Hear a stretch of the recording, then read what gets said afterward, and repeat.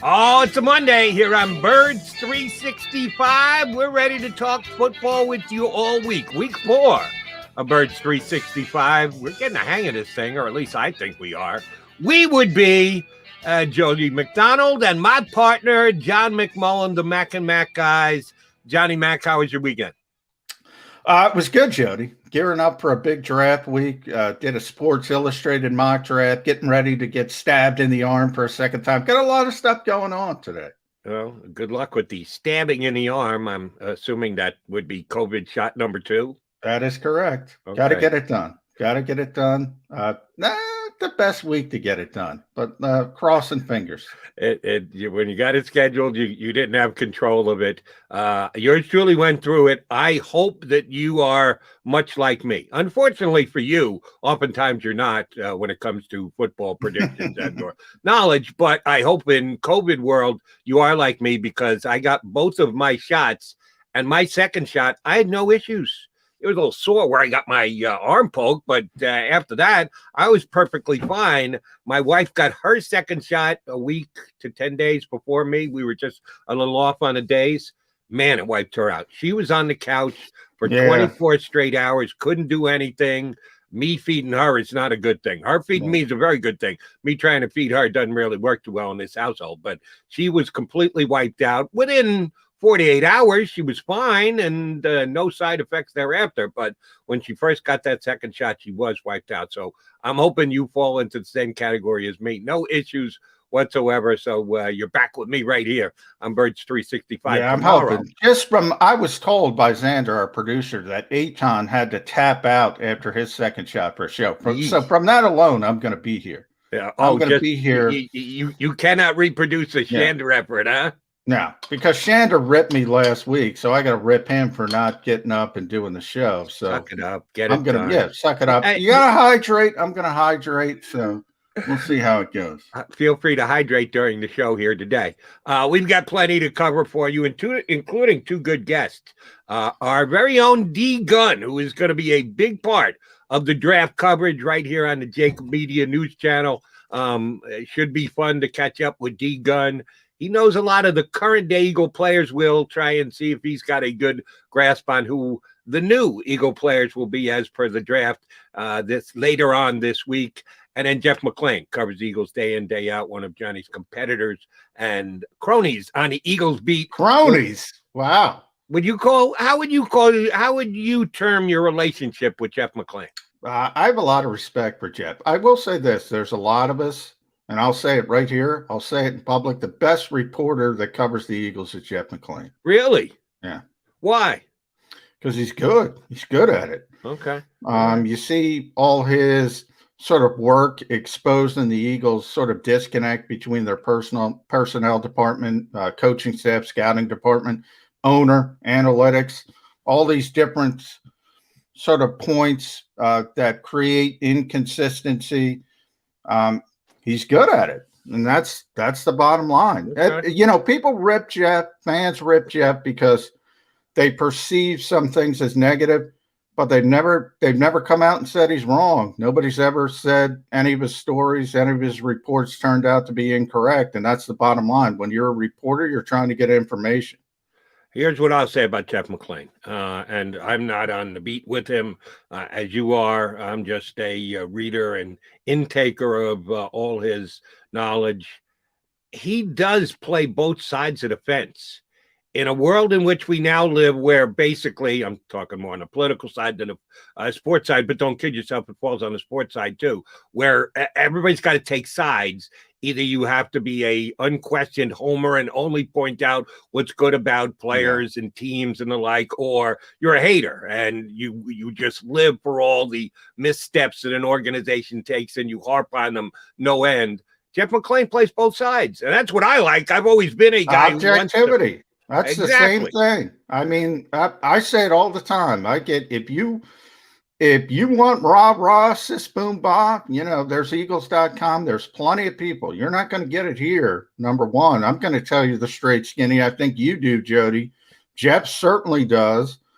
And that used to be the sort of regular course for people who did this job. Not so much anymore. So No. if you're looking for only positivity, I never turn people away. I want you to listen to us on JAKIB Media, want to listen to us on Philly Boys, watch us on demand on the YouTube channel. But if you're looking for just positivity, this is not the place for you.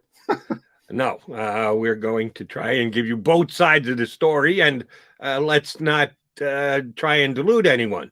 There's good and bad to the Eagles. We're only that far removed from them being the best team on the face of the planet and bringing home a Lombardi trophy. They also went 4-11-1 this year, and we're not going to try and put a smile face on that. It was a pretty damn bad season. So, yes, we're going to give you both, and that's why a guy like Jeff McMullen is great to get on, because I think he does a very good job at giving you both sides of the story. All right, that's our guest list for a little later on the show. But first, J-Mac, which are you? Because I'm kind of caught in between. I'm excited because now the countdown is on, and we are only, you could actually say 3 days if you want to check this one off as a day that already counts, even though it's still pretty damn early here on the East Coast. Got to get through it. 3+ days before we get to the first pick, and the Jacksonville Jaguars are on the clock, and the 2021 NFL draft commences. Or you can say, man, how long have we been waiting for this? It just seems like it's been forever, because, and I can probably figure out why I feel this way. The Eagles were not big players in free agency this year. We knew full well that was going to be the case. They didn't have a lot of cap room to start the offseason. Howie Roseman had to redo a whole bunch of contracts just for them to get down under the cap. Then they took a big hit when they traded off Carson Wentz. Carson Wentz was scheduled to make a lot of money, but his dead cap hit was huge too. So that affected what they were or weren't going to be able to do under the cap. So it didn't come out of left field. I'm not critiquing the Eagles for the fact that they didn't have a lot of cap room. They put themselves in that position well before this offseason got underway. But we haven't had exciting free agent contracts to talk about, new additions to the Eagles. They've made a couple of decent pickups with the very little room that they've had. I give them that much credit. But we're not the New England Patriots, who basically signed a whole new team this offseason. So to me, it just seems like this draft can't get here soon enough, because it's been an offseason of just kind of pick, choose, slight addition. All right, that guy's gone. We haven't had all that much to sink our teeth into. Well, I think, you bring up good points. We had Andrew Brandt on the show Friday. I think he explained it beautifully. I mean, if you're in one of these fantasy football leagues and you're putting together teams and you got 200 million in phony money, you get everybody else starts with 200. You start at 165. That's essentially what it means and what the Eagles did with Carson Wentz. So you can imagine all the hurdles put in front of you. And yeah, we talk about sports all the time, Jody, not just the NFL. Sports are cyclical in every sport. And the Eagles are in a cycle, whether you want to call it rebuild, whether you want to call it transition, as Shepard Lurie has used that term. They had to make targeted free agent signings. I think they made a couple good ones in Anthony Harris and Eric Wilson. At least they made sense for this team at this particular time. And we'll see how it shakes out long term. But yeah, I mean, typically the Eagles are one of those teams that are involved with every rumor, every conversation because of Howie Roseman's history. They can't be involved with big name, high priced players right now. Next year, we'll get back to that. And the Eagles will be in a position. We might be talking about Deshaun Watson, Russell Wilson, whomever. They will be in a position. But this year they had to take their medicine. And they took a big gulp of it. So they couldn't do a lot of things. Johnny Mac and I have differing opinions on what the Eagles should be doing in the first round with their pick at number 12, which we're assuming that's where they're picking. We know there is the possibility that they could still trade back up. Don't think it's going to be all that high. They had 6. If they were going to try and get that far up, why would they even trade back up to that spot? They could trade backwards and add some extra draft capital. They've already done that with their moving from 6 down to 12. Don't know either one of those is going to happen. As John just alluded to, You never know with Howie Roseman. He does like to play Monty Hall on draft day. That's, I think, actually one of his strengths as a general manager. He plays the draft maneuverability game pretty damn well. Now, then you got to pick the right player, whether you move up or move down. And that hasn't always been a hit for the Eagles during the Howie Roseman era, but I do like the way he negotiates a draft board and the trades and getting the value the way that he does. John and I see this differently if they do sit at number 12. John thinks they're going to stick to their Eagle history, which is inside, in the trenches, quarterback. If they're in the top first half of the draft, they go inners. I think they're going outer. I think it's going to be a cornerback or a wide receiver. I think it should be a cornerback or a wide receiver. Let me ask you about something that happened in the league during this past weekend, John. The Kansas City Chiefs, who came up short in the Super Bowl this year, had the chance to be back-to-back champions. For Andy Reid and Tom Brady and the Bucs got the better of them in a big game this year. One of the issues they had was the offensive line in the Super Bowl. Now, a little bit was bad luck, a couple of injuries. A lot of it was bad luck. Right. They had to juggle a little bit, but they also basically redid their entire offensive line this offseason. And they didn't do that just because guys got hurt going into the Super Bowl. They had value judgments on some of the players there and were ready to move off and go in another direction. They added to that this weekend by picking up Orlando Brown from the Ravens, kind of a convoluted trade where Baltimore's getting an extra pick, but they're swapping a whole bunch of other picks with the Ravens being able to move up in rounds. It's all tied to the draft value chart, which again is a big topic of conversation this week. And I think it gets overplayed because of that. But Orlando Brown is a Pro Bowl level offensive lineman who's playing right tackle for Baltimore. He always thought of himself as a left tackle, wanted to be a left tackle. They weren't going to move him to left tackle, so he kind of talked his way out of Baltimore, but he is one of the best offensive linemen. I think that's where you're getting confused, John. Andy Reid believes offensive line, defensive line, keep it in the trenches. He went out and gave up some pretty good draft capital to be able to get Brown this weekend. I don't know that still happens with the Eagles. Andy Reid doing the right thing, putting a lot of resources, money, and picks and everything in front of Patrick Mahomes. Yeah, I mean, I think Andy knows he was basically an Eric Fisher injury in the championship game and a Mitchell Schwartz injury from going back to back. I mean, you talk about luck. If those two guys are out there, I firmly believe the Kansas City Chiefs are Super Bowl champions again. So that's what he's looking at. And Eric is coming off a torn Achilles. Again, it happened in the championship game, and that's obviously a long rehab, so you don't know if he's going to be ready in September. Mitchell Schwartz, tricky, I think it was a back injury, so that can be tricky. But they went out in free agency and got Joe Thuney, who a lot of people thought was the best available option free agency, so he'll play left guard. As you mentioned, Orlando Brown's going to be their new left tackle. And they also got a new center as well. So look, you're right. I mean, I always talk about the Eagles' DNA, as you mentioned. That's where it started. I was going to say, Reid. It's Andy Reid's DNA, not necessarily the Eagles' DNA. Well, they have not wavered from it, though. Andy's been gone for a while. They still believe that. Howie Roseman, I've talked to Howie Roseman numerous times. He said, this is the way you build a football team. Joe Banner said the same thing. Both on, now that he dabbles in the media, both on and off the record. I mean, that's what this team believes. It's more than Andy Reid. Granted, Andy started it with his famous quote from his initial interview, which was, give me the quarterback, 2 pass rushers, 2 tackles, and 2 cornerbacks. That's how you frame this, Jody. I got to correct one thing. I said outside chance, and that's where everybody is landing on, is corner, because Andy valued corner as well. So I could see the Eagles taking a corner. However, if a Rashawn Slater falls or somebody of that nature, I think they go to their default setting. The big surprise would be the edge rusher, whether it's Kwity Paye. There is a lot of late hype in this league on Jalen Phillips, who would be a top 10 pick, but he retired from football. A lot of questions, a lot of flags, concussion issues. Look, if he didn't have those issues, he'd be the Eagles' pick at 12. But I don't even think he's going to be on the board. I think they're going to red flag him because of those concussion issues. So there's a lot of avenues, a lot of late hype, but this team still believes in what they believe in. And by the way, that's a good thing because they're not wrong. They're not wrong in their foundational beliefs. Okay. Here's where, I'll disagree with you.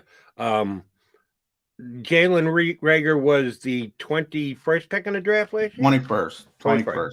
So the top half of the draft is the top 16. So 17 down to 21. So by 4 picks, he fell outside the top half of the first round. Didn't stop him from taking a wide receiver in the first round. No, they took Nelson Aguilar in that range. They took there's a third receiver that I'll think of in a second. They took in that range. That's what they believe. I will be the first to tell you, Jody, Howie's a little obsessed about value. For instance, why he traded back from number 6, he had no interest in any of those receivers at number 6. None. Because he doesn't value a receiver at that position. And I will be the first to admit, I think there are times he gets too obsessed with matching value to the position on the board. If you like a player, take the player. I gave him my Adrian Peterson story a couple weeks ago. Right. I think it's a great story. It's one of my favorite football stories. Tell it again, because it's a great story. You were exactly right. Yeah, no, the Vikings were, I think, at number 7 in that draft. They had a really good running back by the name of Chester Taylor, who was coming off a 1,200-yard season. They had a lot of other needs. They certainly didn't need a running back. They were a bad football team because they were in the top 10, and they picked Adrian Peterson. So I asked one of their personnel people, I said, what are you doing? You got needs all over the place. And Chester's a good back. And he said, fuck Chester Taylor. We can curse on him.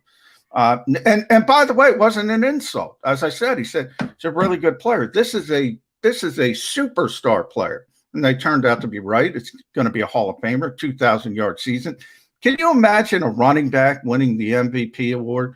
Adrian Peterson did that in modern football. That's how good he was. At the height of his career. I agree with that philosophy. If you like a player, even if the position is devalued, go get him. That part, I think it's legitimate criticism of Howie Roseman. I think he gets a little bit too obsessed on matching the value of the position with the pick in the draft. But that's the Eagles. That's what they do. Well, then let me critique/criticize Howie Roseman in advance before it ever happens. You know how big a Devonta Smith fan I am. I'm seeing that many more mock drafts this weekend, and everybody's putting their mock draft part 3, part 6, part 12, however long you've been doing your mock drafts leading up to this week. So be it. A whole bunch of them have Devonta Smith on the board at 12 when the Eagles have the pick.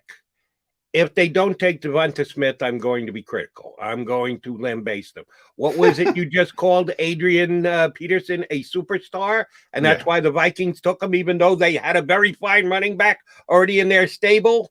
I will say the same thing about Devonta Smith. I think he's got a chance to be a superstar. I don't know that either of the two cornerbacks, I think they've got a chance to be real good. I don't know if either one of them will be a off-time Pro Bowler.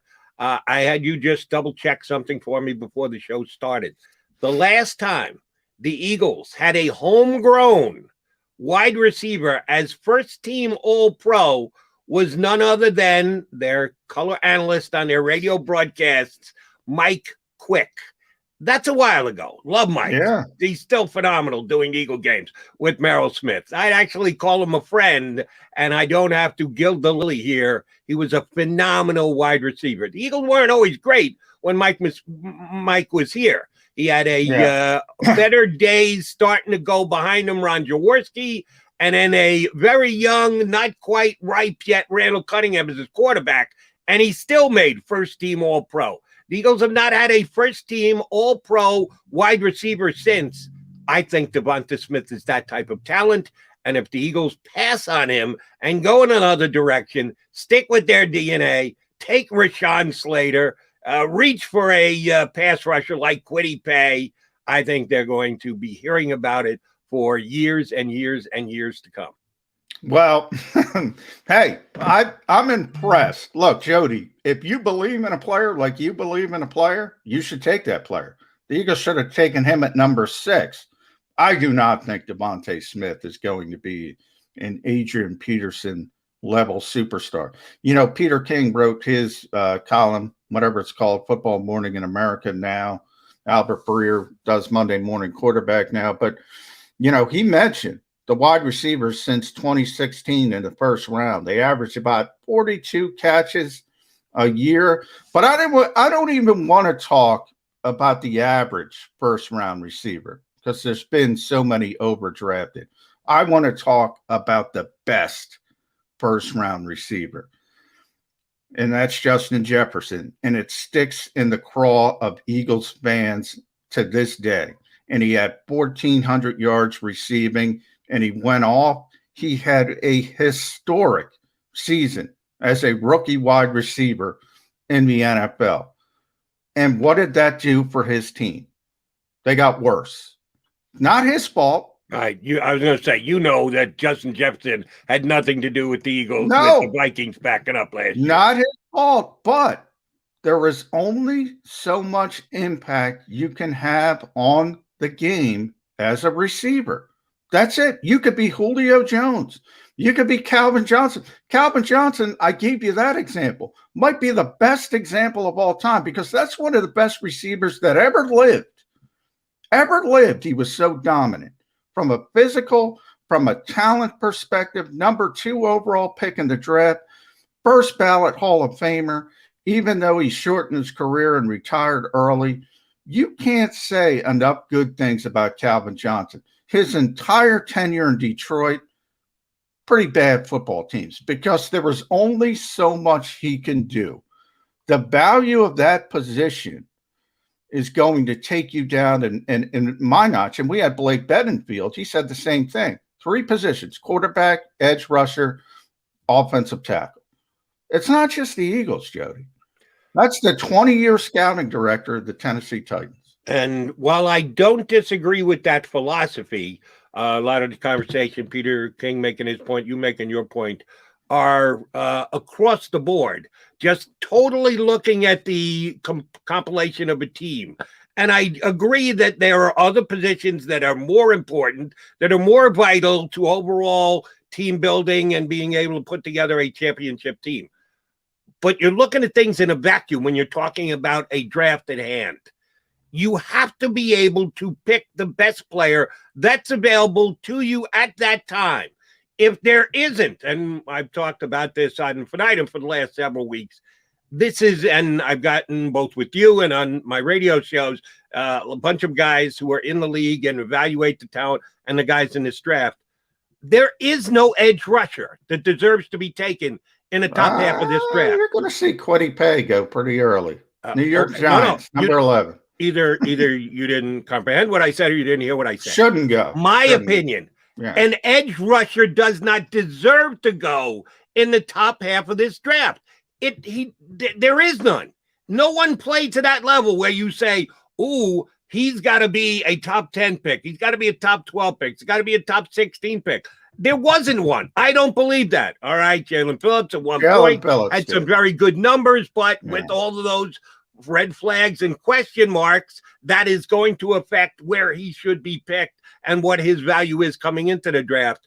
That's what I'm saying about a draft. If you're talking about overall strategy, how do you build a team? How do you, over time, get strong at these positions and be able to just have competent players at other positions? There's more than one way to skin a cat. There are multiple drafts over a period of time. There are multiple rounds within the draft. There is free agency. There's a lot of ways that you can build a team properly that you think can compete for a Super Bowl. But when you're on the clock in a round, first round being the most important, you have to take the best available player at that time. And if the best available player is Devonta Smith, I don't care if you need 2 of them to be able to build an offensive lineman because he's only 160 pounds and change. I'm taking that football player because he is the best player at that time in that slot. Well, I would say you're in a different vacuum. There are vacuums, and I've talked about fit as well. Look, If you're going to say Devontae Smith is Adrian Peterson at his position, I agree with you. So that's where the disconnect starts, because then I would agree with you. That is a all-time level player at the wide receiver position. I don't think he's an all-time level player at the wide receiver position. I think he's got a chance to be very good. I don't think we're going to be talking about him like Calvin Johnson. Adrian Peterson is Calvin Johnson at his position. Agreed. In my opinion. Now, the other part of the vacuum that I think you're disconnecting, that I talked about a little bit on last week's show as well, is fit. The Eagles need an X receiver. They don't need a Z receiver. They firmly believe one of the reasons Nick Sirianni is here, and by the way, this also comes into effect with Jalen Waddle as well, is because they don't want to give up on Jalen Reagor. They want him on the field. They think he has an opportunity to still be a good player in this league. And oh, by the way, I agree with them. Now, I don't think he's going to be as good as Devontae Smith or Jalen Waddle. However, there's a lot of redundancy between those three players as far as their styles, as far as how they play. The Eagles need the Alshon Jeffrey type, especially with a young quarterback, because when we talk about dual threats, Jody, bottom line in the NFL, you're going to have a 3rd and 7. But, you watch Aaron Rodgers play. Watch, old Chicago tape of Jay Cutler throwing it to Alshon Jeffrey. One of the easiest conversions in football, it's that 3rd and 7, is that back shoulder at the sticks. Eagles don't have that on this team unless you believe Travis Fulgham or J.J. Arcega-Whiteside could develop into that. Now, even if you do, by the way, then the fact that you have Devontae Smith and Jalen Reagor means one of them is going to be the slot receiver, which is fine. I think they could both do it, but then they're playing less. And probably 65% of the time. And in theory, you want your best players on the field more than that at the receiver position. So I think fit is part of it as well, in that the Eagles would prefer an X receiver, say Terrace Marshall from LSU. That second pick at 37, I think that's the perfect player at receiver for the Eagles if he falls to that slot, and that's a big if. Right, and I hear what you're saying. Give me the best football player. You'll remember that Eagles press conference last week, Nick Sirianni did talk about wide receivers coming in different sizes and packages, that he's coached guys in X, Y, Z that were 6'2", built like tight ends, and 5'9", and not 180 pounds. Nick Sirianni believes in talent, and he believes that he's going to be able to coach these players up and get them to be able to achieve in the position that he's going to put them in, as long as they understand his system. And that buoyed me, because to me, that meant that they are seriously considering a guy. Well, I don't know how much impact Nick Sirianni is going to have on the draft, but I agree with he brought up T.Y. Hilton. So hold on, I got to interrupt you. All of that collaboration stuff they gave us in the press conference the other day, that was a load of crap. Is that what you're telling me, McMullen? Because it sounded to me like I thought at one point Andy Waddle was going to get up and go over and at least give Coach Sirianni a hug, if not a kiss, because they were getting along so well. And the understanding of the scouting staff of what Nick Sirianni wants out of his player. Are you telling me that was all just for Eagle fans' sake, that that's not really happening in all these pre-draft meetings? Hey, who knows? It hasn't happened in the past. That's why I'm happy we have Jeff. That was Dougie P, and we found out after the fact that they never really trusted Dougie P to do anything other than call plays. So maybe they do trust Nick Sirianni. Who knows? Who knows? But he did mention T.Y. Hilton. Look, you got to do a lot of things to get off the line of scrimmage, because I can tell you, if the physical cornerbacks in this league, and the Richard Sherman types, the Patrick Petersons, the Xavier Rhodes, who Jonathan Gadden had in Indianapolis, if they see Devontae Smith or Jalen Waddle at the line of scrimmage, because that's what the X is, that is the split end. That's the guy that's got to be on the line of scrimmage that beats press coverage. They're going to be chomping at the bit to get that jam on him. And you got to get off the line of scrimmage if you're playing X. I don't know if Devontae Smith or Jalen Waddle can do that consistently. No, every scouting report I read, one of the strengths for Devonta Smith was the fact that he can get off press coverage. As a Z receiver, which is the flanker who's off the line of scrimmage, who you can scheme open because they're not going to get that jam in their face. That's what the scouting reports say. He is John McMullen. I am Jody McDonald. We are the Mac and Mac guys here on Birds 365. We'll get our first time out of the day in. And then our buddy, Derek Gunn, who's going to be a big part of the draft coverage right here on the JAKIB Media channel, is going to join us. We'll talk Eagles draft with D Gunn next here on Birds 365. If you missed any of today's show on the JAKIB Media channel, listen to the podcast on your way home. Available on YouTube, Apple, and Spotify. The middle. Did you hear that sound? Yeah, of that iron shot? If you want to talk about a solid golf shot, that's what it sounds like. There are very few sounds of purity. That's as pure as it gets. Oh, I've never heard it before. Yeah. Look, you and me both, brother. Never heard it before. Never. You and me both at that point. Jeez. The Middle with Eitan Shander, Barrett Brooks, and Harry Mays. Weekdays from 11 a.m. to 1 p.m. Eastern. Welcome to the Wildwoods, the perfect place where you can safely do everything or nothing at all. Catch a wave, take a nap, go for a drive, grab a bite. It's your vacation, and we're doing everything we can to make it a safe one. The Wildwoods. Your vacation, your way. Connecticut School of Broadcasting is now the CSB Media Arts Center, training in all that is media, including the nation's most successful broadcast training program with professional media experts whose entire mission is to get you career ready in just 8 or 16 weeks. Train on-site and online at our local campus in Cherry Hill, New Jersey. VA approved. CSB Media Arts Center. Visit gocsb.com. The International Brotherhood of Electrical Workers, Local Union 98, is a proud sponsor of The Labor Show with J. Doc and Krause every Saturday night from 6 till 8 p.m. IBEW Local 98's highly trained and superbly skilled electricians are the best in the business, setting the highest safety standards in the electrical industry. So when you're planning your next industrial, commercial, or residential project, choose an IBEW Local 98 union contractor. Learn more at ibew98.org. Jody Mack, the legendary sports talker, joins forces with NFL insider John McMullen. Start your morning with Johnny Mack and Jody Mack across the JAKIB Media Network.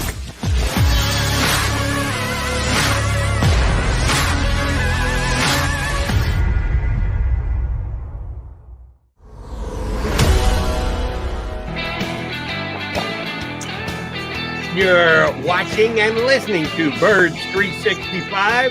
You're on the JAKIB Media channel. Jody McDonald, John McMullen. Lucky enough to get our next guest up there. He's going to be a busy guy here on the channel this week because he's going to be a key part of the draft coverage. You watch him for years on NBC Sports Philly. Derek Gunn, good enough to get on with us on this Monday morning of draft week. D Gunn, how you doing? Good. How you guys doing this morning? Doing well, D-Gun. Good to see you. You ready to jump back on the horse? You ready to get into this? It's draft week. Are you getting excited? Yeah, man. The one thing that always tickles me about a draft week is all of these experts who, especially when they hone in on one team like the Eagles. Man, you got to draft this. You better draft this.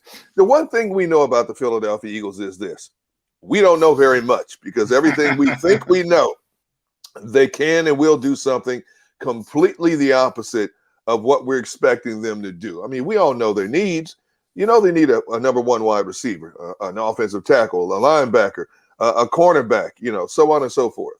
But we don't know what Howie Roseman is going to do. And here's what I expect from Howie Roseman: to shock us in some way. That's the bottom line. Yeah. And I think that adds to the excitement and the after-draft drama and conversation across all media platforms. I'm not surprised you went to Howie Roseman first because that's where I was going to go with you, D Gunn.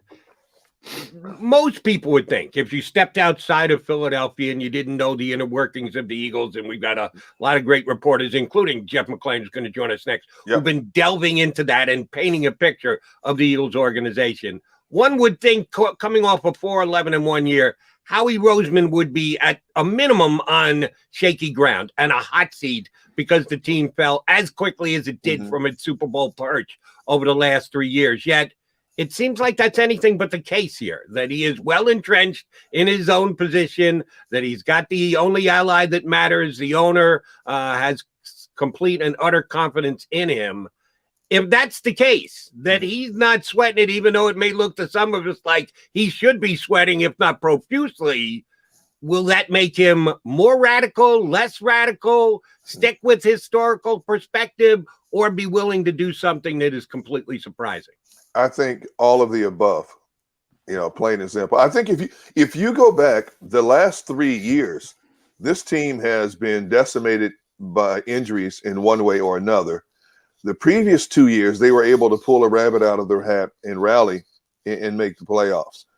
But 2020, the bottom just fell out. And, there's just certain things you can't overcome. I mean, the offensive line was decimated. You relied on a bunch of kids to carry you. You didn't have Deshaun Jackson most of the season. You didn't have Alshon Jeffrey much of the season. And it was, what did they have? Like 14 different offensive line combinations throughout the course of the year. So those things add up. And Lady Luck just ran itself out in 2020. Now in 2021, we've watched and read several different stories about the inner working mechanisms of what has happened in the Eagles front office structure. Once again, Howie Roseman is being put out there on an island in terms of it's his fault. He better rectify this in a hurry. I think Howie understands that while he's been given a reprieve to a certain degree by Jeffrey Lurie, that he's on a hot seat. And I don't want to say 2021 is a make or break year for Howie, but I will say this. He'd better get these draft picks right in 2021, because as we are not surprised to see, they basically are starting over. You're basically going to try to rebuild this thing from the ground up. You're going to rely on a much younger team to carry you the way. The offensive line, if Lane Johnson, if Brandon Brooks are healthy, the offensive line should be decent, even though right now we don't know the certainty or uncertainty of what's going to happen at the left tackle position. But you got Jason Kelsey coming back for another year. Isaac Seumalo coming back for another year. So the offensive line, I think, is the most stabilizing force on this team right now, as we know it. Now, what are you going to do to build around it? And I've said this time and time again. This team has 11 picks. They have as many picks as anybody in the National Football League in 2021. If they get a bunch of kids, and I want to say the first maybe 3 kids that contribute significantly, and if we see this team progressing, not so much in terms of wins and losses, but in terms of getting better each and every week, I think this Philadelphia fan base will have more patience, because right now, going into this thing, we all agree that this is not going to be a playoff caliber team or a playoff caliber year in 2021. If this is a team that we see growth in from the time they step on the field in September to the time end of the season, I think the future is a lot brighter. And as we know, you don't have to need 5-6 years to turn this thing around. We've seen teams turn it around in less than 3 years' time. So Howie Roseman has to hit it out of the park in terms of getting youth that will be cornerstones for this organization for years to come. Jarek, you bring up an interesting point as far as Howie maybe being on the hot seat, certainly at least a little bit, but from a larger perspective, this team is under it, for 2021 because of the Carson Wentz dead money, the issue with the pandemic, scaling back the salary cap even further. So they've already kind of set the groundwork for 2022 with the potential 3 first-round picks. So is it even a wise move? I know that fans aren't going to like this, but to me, this is a 2-year process. Right. And the Eagles got to approach it like that. So, is that immediate need? Does that need to be built, or are you building towards 2022? I think you have to have immediate needs also, because right now this is a team that's devoid of depth right now. What do you have? Maybe 33, 34 players that you can count on this team. So you have to build depth on this team as well. And as you build depth on this team, hopefully you can find a few diamonds in the roughs that can get enough significant playing time that could be frontline players for you in 2022. As you look ahead to 2022, you talk about the possibility of 3 first-round picks. Not only that, but you also come from out under this dark cloud of salary cap restraint.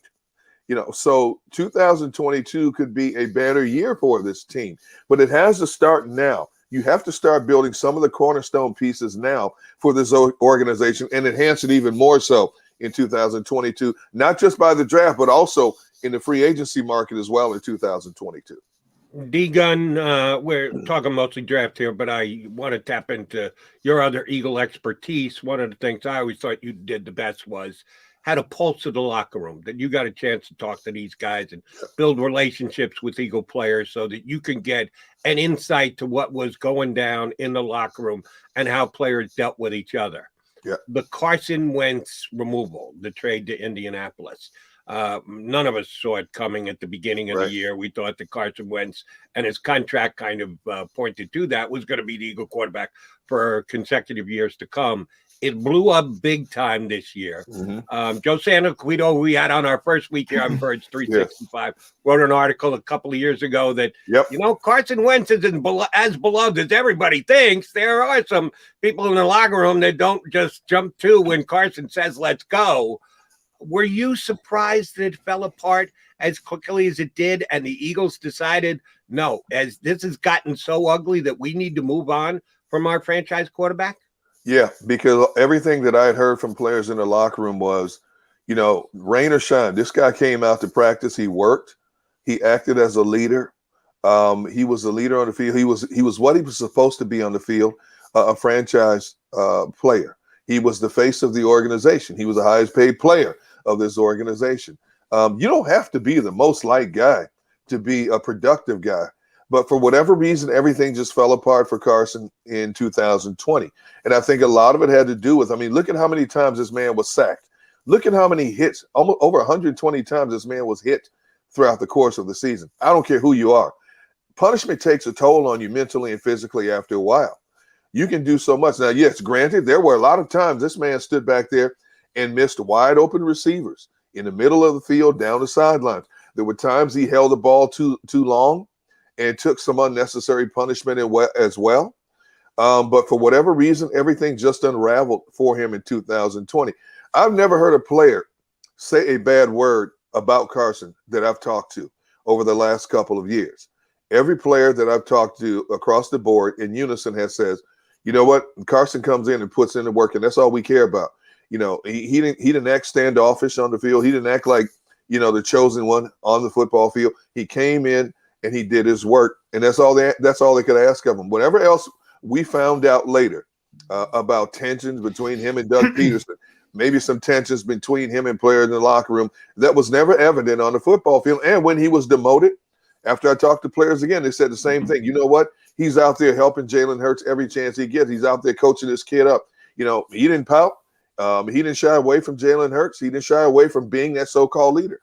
From start to finish, whatever we want to say and think about Carson Wentz, he was a consummate professional from start to finish. Yeah, one of the things, and, Derek, we don't get to go into the locker room, obviously, since the pandemic started, but from being in there for years, I think there's this assumption that, 65, people in any industry are always going to get along at every point. It doesn't make any sense to me. Right. It's never made any sense. But I will say this, moving on from Carson to Jalen Hurts, I do get the sense that the strength of Jalen Hurts is people naturally gravitate towards him. People love this kid. People think he's a leader. It's a little bit interesting to me because he's kind of an introvert on the podium, but behind the scenes, people are just, as I said, they naturally gravitate towards him. So to me, that natural leadership is there. That part of it, I don't even question. The bigger part is, does he have the skill set? Does he have the traits to be a true quarterback one in this league. When you compare him, say, to what you could have had in this draft, Justin Fields, Trey Lance, players like that. That question won't be answered until you actually hit the ground running in September and watch them play. And I don't think we can come up with a definitive answer in the preseason. Now that the preseason has been whittled down to 2 games instead of 4, I don't think we're going to find out our answers then either. You know, I love when people go to practices, OTAs, and mini camps and talk about players. Wow, this player made some great throws down the middle of the field. Wow, great one-handed catch. You know, great. Well, okay, it looks good in practice, but those are controlled environments. When the bullets start flying for real, and you have an opposition out that's trying to take your head off and get the best of you any way possible to enhance what they're doing on the other side of the football, that's when we truly find out what we have and what we don't have. Plus, we don't actually know what Nick Sirianni's offense is going to look like catering to a Jalen Hurts right now as well. So we can sit here and debate what we have or what we don't have in a Jalen Hurts at this point, but it's meaningless because we only have a 4-game sample of what Jalen Hurts is. And let's face it, he went through the baptisms, the trial and error of those last 4 games. He made some great plays in some situations, and he made some rookie mistakes in other situations. Now he's got to get used to an entirely new coaching staff, a new offense. And, oh, by the way, you're not going to have in-person voluntary camps to get some experiences. It looks like it's going to be virtual for the Eagles in terms of the voluntary mini camp. We don't know what the May and June OTAs and mini camps are going to look like because we know the NFLPA is pushing for every team to have virtual OTAs and mini camps up until training camp starts in late July or August, whenever teams go to camp. Far behind the 8 ball this guy's going to be, trying to understand and grasp what a Nick Sirianni offense looks like by way of virtual meetings every day. Big difference when you're looking at it on camera compared to getting out there and actually going through physical reps. D-Gun, you mentioned the Eagles have 11 draft picks coming up in his upcoming draft, which is a nice number. It's a big number, as a matter of fact. 7 rounds, 11 picks is good. However, a bunch of those picks are in the last and next to last round, so they're not going to be givens as players. They're going to be more lottery tickets than anything else. With the number of picks that the Eagles have, do the Eagles have enough weapons around Jalen Hurts? Or do they have to spend some of that high commodity, and that's their first pick, their second pick, couple of third-round picks, on weapons? Or does this team need to just not worry about it, take the value player, take the best player available? They are in a restructuring mode. Do they draft like that, or do they draft this season as if we're going to be improved? This is a pretty weak division that we could take a run in. How do you think their needs fit their draft and how they use the capital that they have? Well, Jody, as I put out there on social media a little bit less than 2 weeks ago, that I was told after talking to several people in the know that if the Eagles stay at number 12, they're going to hone in on a wide receiver or a cornerback. And I'm going to stick to that as well. Yes, do they need to put some weapons around Jalen Hurts? Absolutely. We don't have a clear-cut number 1 receiver here. We still don't know what Jalen Reagor is or isn't. I don't think we saw enough of him to really come up with a determination of what he is. I do think they need to get some better. We don't know Zach Ertz's situation. We don't know if the Eagles are going to use him for trade bait come draft day as well, to try to move up and maybe either get a player or another high draft pick to get another young piece to surround Jalen Hurts. But we also know they need a lot of significant help on defense. You need another front runner cornerback to be opposite of Darius Slay that Darius Slay can groom. So that's why I'm on the fence in terms of what they're going to do. I think whoever they have at the top of their board, if they stay at number 12 and pick, that's which way they're going to go. But I've been told several times since I put that out there on social media, since then, that right now, the mindset for this organization is wide receiver or cornerback, depending who's on the board at number 12 if they stay at their spot. But again, we know Howie Roseman, there's a possibility he could trade down. And we also know that this team likes to build from the inside out, offensive line, defensive line. They need an edge rusher as well. They need somebody to complement the guys who are holdovers in the trenches as well on both sides of the football. So I know people feel the sexy pick is at wide receiver. We got to get a wide receiver. But don't be surprised if this team trades down to get more picks, number one, and number two, to shore up either the offensive or defensive line. Derek Gunn, we're thrilled to have you. He's going to be leading our draft coverage on JAKIB Media, so check him out on the YouTube page all week. We're going to have over 40 hours of NFL draft coverage led by D. Gunn. I can't believe we've gotten this deep into this conversation, Derek. I have forgotten to ask you about the head coach, because there is this sort of, obviously we don't know anything about Nick Sirianni, as you mentioned, what he is as a coach, but just his energy, just his boundless enthusiasm. I thought it was a good thing at the pre-draft availability. Other people look at it, hate the rah-rah stuff. What can you learn about that type of thing and this type of coach? Can modern players buy into that overly energetic coach? If you have a younger roster, yes, because you have a bunch of guys who are just happy to be putting on an NFL uniform. So, yes, you'll have a core group of guys who rally around his energy and his personality.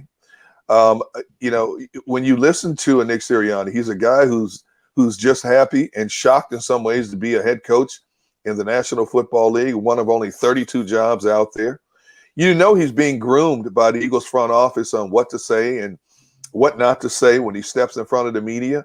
I mean, let's face it, you know, he came from an environment where he was an assistant in Indianapolis, where you have a fraction of the media you deal with compared to the volume of media you deal with in a market like Philadelphia. You know, you might have had 15, 20 guys consistently in your face in Indianapolis. You know, every day you go to an Eagles practice, Eagles locker room after an Eagles game, you're talking in excess of 60, 70 people throwing microphones in your face. So that can be overwhelming. And I'm sure when you couple in the Eagles coming off a disaster of a season, the franchise quarterback has been traded, the head coach who won you a Super Bowl less than 4 years ago is no longer there. Just about everybody associated with that Super Bowl winning team in 2017 is no longer here. So you're starting fresh, and you have an owner, and then you have a GM who are on the hot seat, who have now been under the microscope since these two stories came out from Jeff McLean and Zach Berman for The Athletic in terms of what goes on behind closed doors for the last few years, possible tension and separation in the front office. So, you know, the masses are huddled. They want to be unified. They want to make sure their young head coach doesn't make too many mistakes or say the wrong thing that could start a firestorm. So basically, I know they're keeping it close to the vest. So, and I kind of feel for Sirianni because he's handcuffed in terms of what he can say, what he cannot say. And so right now, the only thing he can show basically is excitement and enthusiasm about what he hopes to come, not just in 2020, 21, but beyond that as well. D-Gun, sort of in that vein, my last question is about the guy at the top of the power chart, the owner. A lot of people have opinions on Jeff Lurie. Sure. Oftentimes unfair. Either he's too involved or he's not involved enough. Either he should be doing more, he should be doing less. He should be seen and heard more, or he should be seen and heard less. So there's a lot of can't win for Jeff Lurie. I think the only fair way to try and judge the job that he's doing as owner of the Eagles is to compare him to the other 31 entities in the league. Mm-hmm. Everyone has an owner. Some are groups. In Green Bay, it's no owner. It's the head of a board. They're publicly traded. But each team has their ownership group. Yeah. Where do you think Jeff Lurie stacks up with the other owners in the NFL? I think Jeff Lurie is, I would have to say, in the top 10 or top 12. You look at what he's done with his organization since he's bought it. He turned his organization around. Jeff Lurie is very passionate about winning. Losing drives him nuts, but he's also the kind of guy who likes to hire people to do their jobs, and he likes to stay involved, but he doesn't want to get too involved unless he has to in that regard. He's not Jerry Jones. He's not Robert Kraft, but thank God he's not Daniel Snyder also. Since 2000, this is one of the top winningest organizations in the National Football League.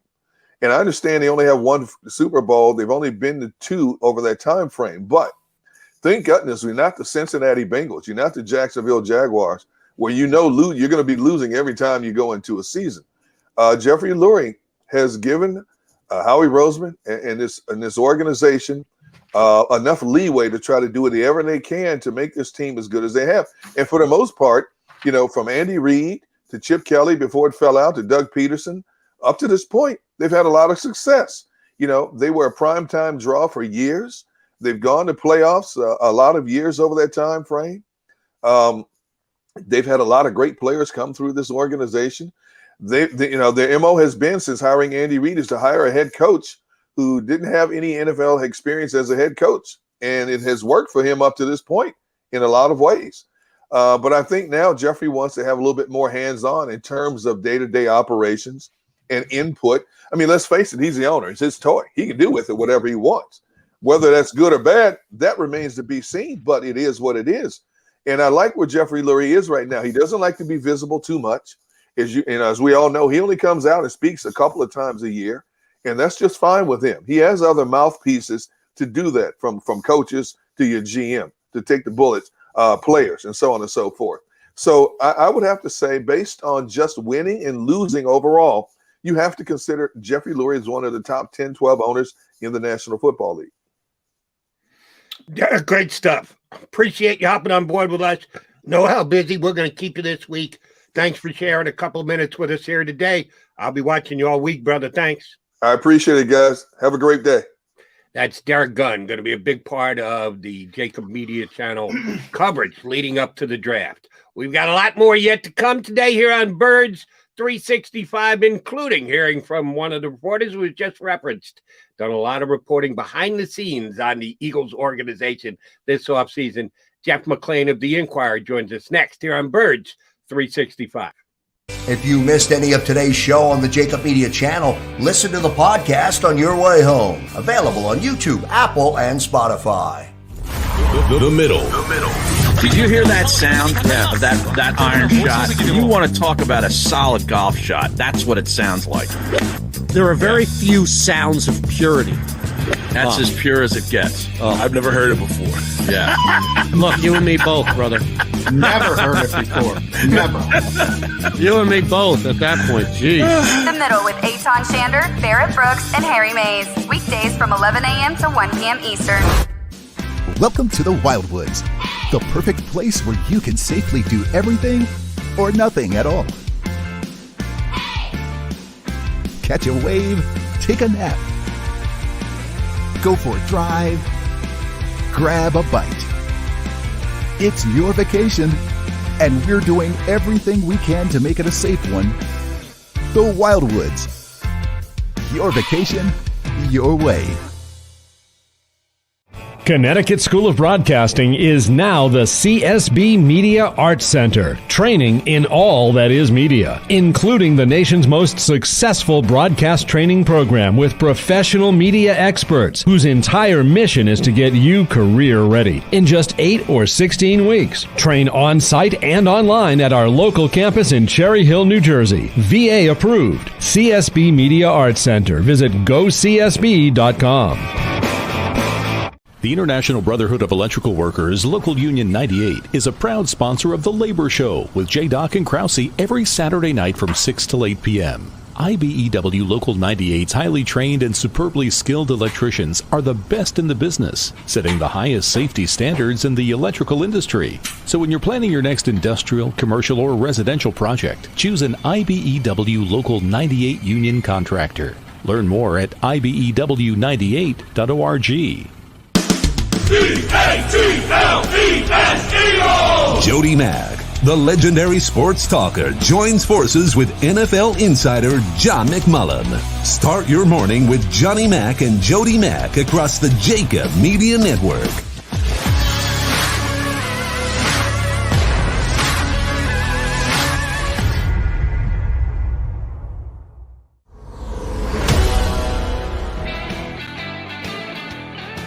This is Birds 365 with the Mac and Mac guys, John McMullen and Jody McDonald. Thank D. Gunn for hopping aboard with us. He is going to be very involved with our lead up to the draft coverage right here on the JAKIB Media Channel D-Gun has such a great feel for the Eagles and has for all the years that he worked for NBC Sports Philadelphia because he's just a people guy. I think that's a key element to being as good a reporter as D-Gun is. People have to trust you. People have to like you. And I think he got that rapport with more Eagle players than Eagle executives. We asked him plenty about Howie Roseman and Jeff Lurie, but the Eagle players always seemed to like D-Gun, and they were willing to tell him stuff. Yeah, no question about it. He did build those relationships, a little bit easier pre-pandemic than it is now. We're not allowed. That's what I kind of said. Being in the locker room, you can get more of a feel for things, how guys are relating towards each other. But yeah, nobody was ever better at it than Derek Gunn in this town. Draft takes with Derek Gunn. So that's going to be on the JAKIB Media channel, Birds 365. We're also on the Philly Voice, The Middle with Aton and Harry and Brandon Brooks. A lot of draft coverage this week, Jody. A lot of draft coverage. What the Eagles are going to do in the draft. We talked about the fact that they had 11 picks, which is a good thing. The more picks, the better position you should be in. Do I think they're going to take 11 new players? Probably not. Yeah. Even though the Eagles need to add some young, inexpensive talent to their roster because they have the cap situation with their current players the way that it is. Does not hurt to get rookie contracts and rookie contributors or in their second year or in their third year where they're still on the rookie deal and have them step in and give you big contributions. So these are valuable picks that the Eagles have because of the stage that their roster reconstruction is in. But 11 is more than anyone can expect. So chances are Howie's going to move some of these picks.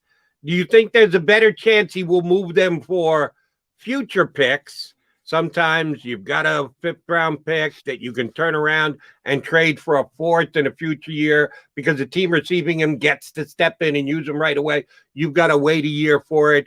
Or do you think it's more likely that he uses these picks to actually move up in ongoing rounds in the draft as it's coming down on Thursday, Friday, or Saturday?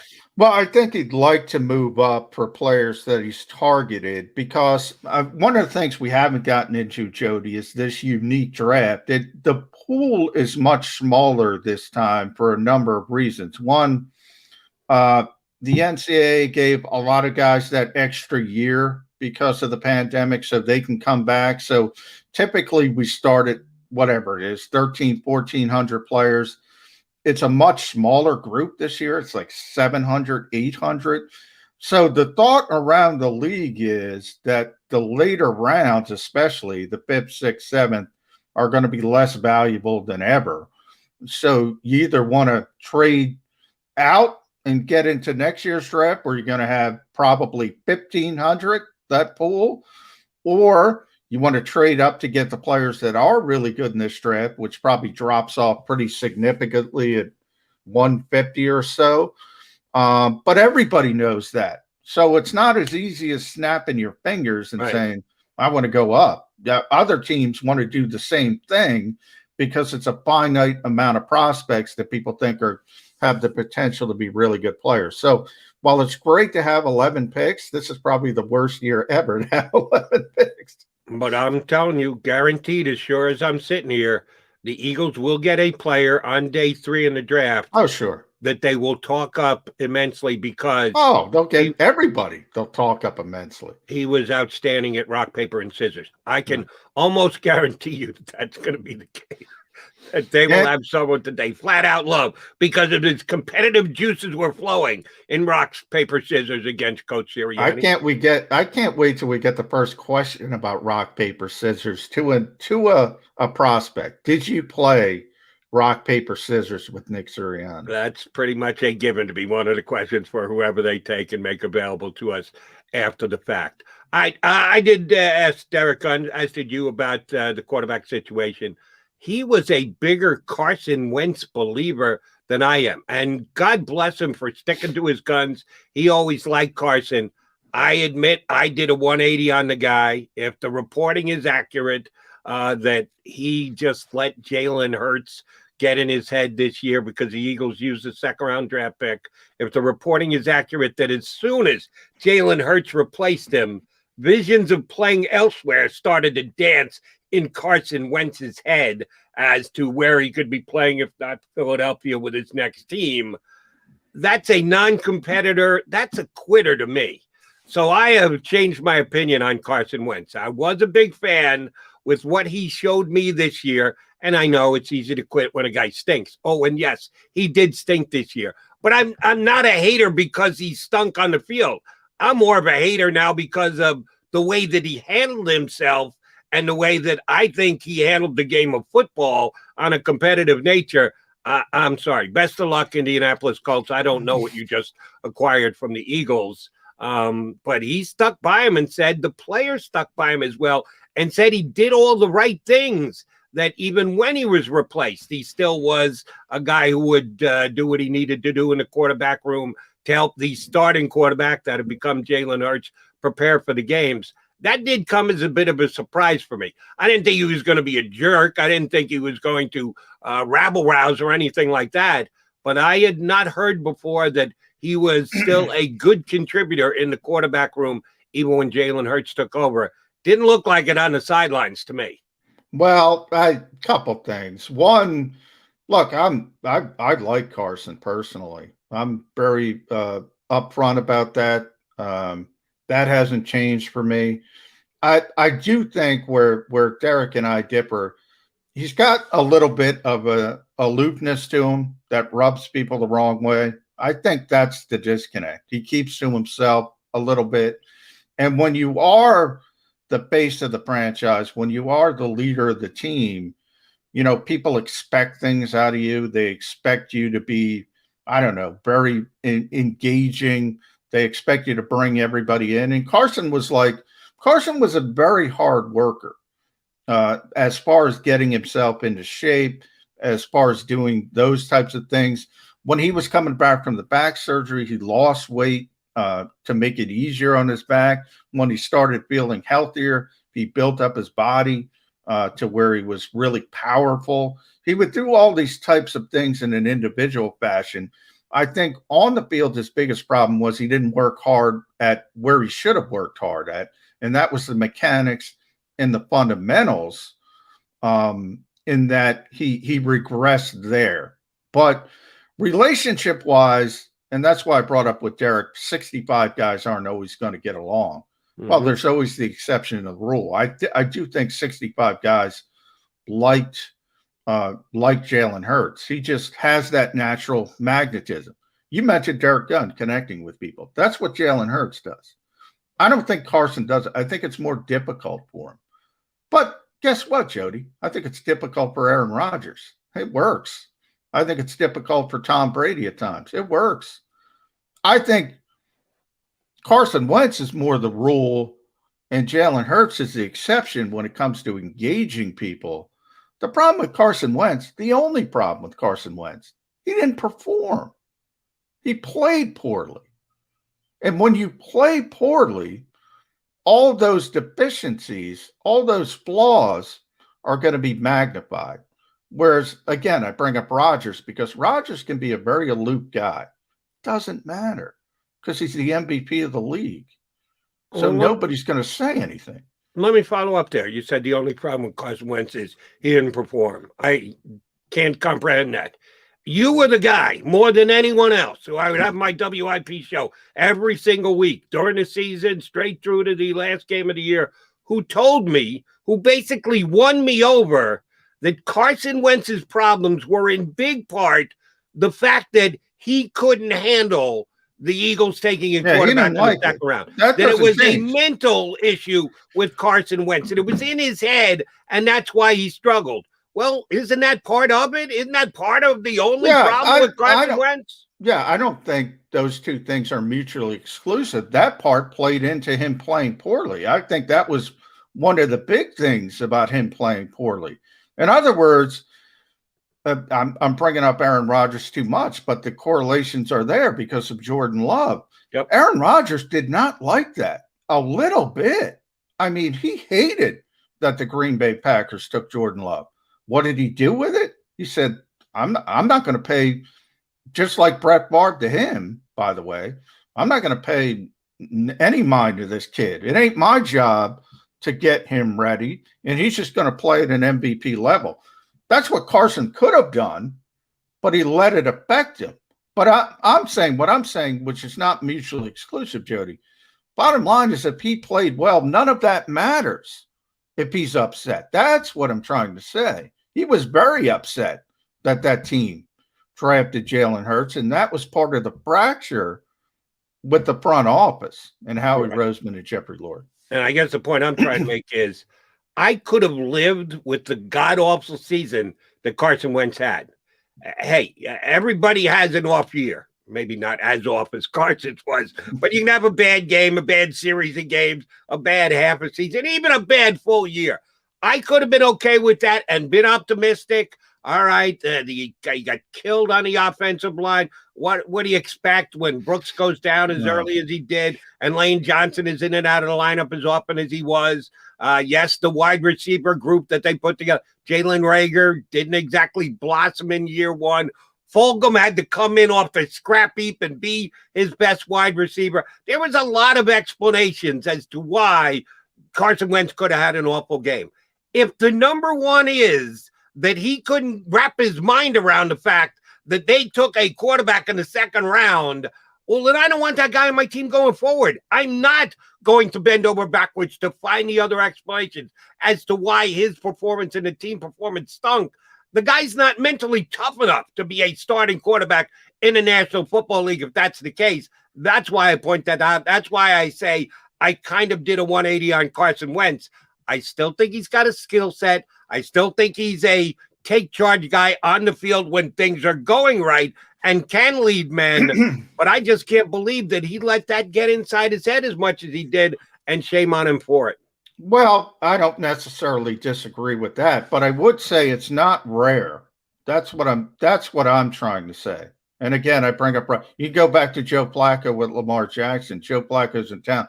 Joe Flacco did not like the Baltimore Ravens drafted Lamar Jackson. Quarterbacks, I mean, and forget about quarterbacks, Jody. The whole setup of the NFL, if you think about it, is weird because they expect you as a veteran player to mentor your eventual replacement. A lot of guys, whether it's a defensive lineman, offensive lineman, wide receiver, tight end, what have you, safety, whatever, any position, they don't want any part of that. Any part of that, because their job is to keep their job and take care of their family. So that I have no issue with him not being upset, with him being upset about the Eagles drafting Jalen Hurts. What I have an issue with is he let it affect his performance. So that part we agree on. But his performance is everything, because there is no difference between him and Rodgers other than Rodgers said, I don't like what you did. I don't agree what you did. You didn't help me take advantage of my shelf life, but I'm going to go play at an MVP level. Carson let it affect him. He regressed, and we are where we are. And I agree with you that it's kind of counterintuitive to say, oh, by the way, we're drafting a player who someday is going to take your job. We're not sure when that's going to happen, but we're doing it for a reason because someday we think they're going to be that starter at that position. That means you're out of a job. How can you expect a guy to come in? Oh, okay, let me help him get up to snuff even faster so that he can take my job. That's ridiculous. All I'm saying is you can't let it affect you. The team has its goals, and you have your own individual goals, and you should control what you can control, which is your goals, and be the best player you can be, like Aaron Rodgers did. And Carson Wentz didn't do that. So that's why I say shame on Carson Wentz, and good luck to him in Indianapolis. I know you and I probably talked about this on my radio show when the trade went down, but I don't think I've asked you this on Birds 365 yet. What do you see happening in Indianapolis? Is Frank Reich going to be able to screw Carson Wentz's head back on straight? What happens if they decide in this upcoming draft they need to draft a quarterback and take one in the second or third round? Is that going to put Carson Wentz on tilt again? What kind of season do you think he's going to have for the Colts this year? I think he's got a short shelf life. I mean, I think he's, in a lot of ways, is the same position as Jalen Hurts. He's getting a year to prove he's the guy.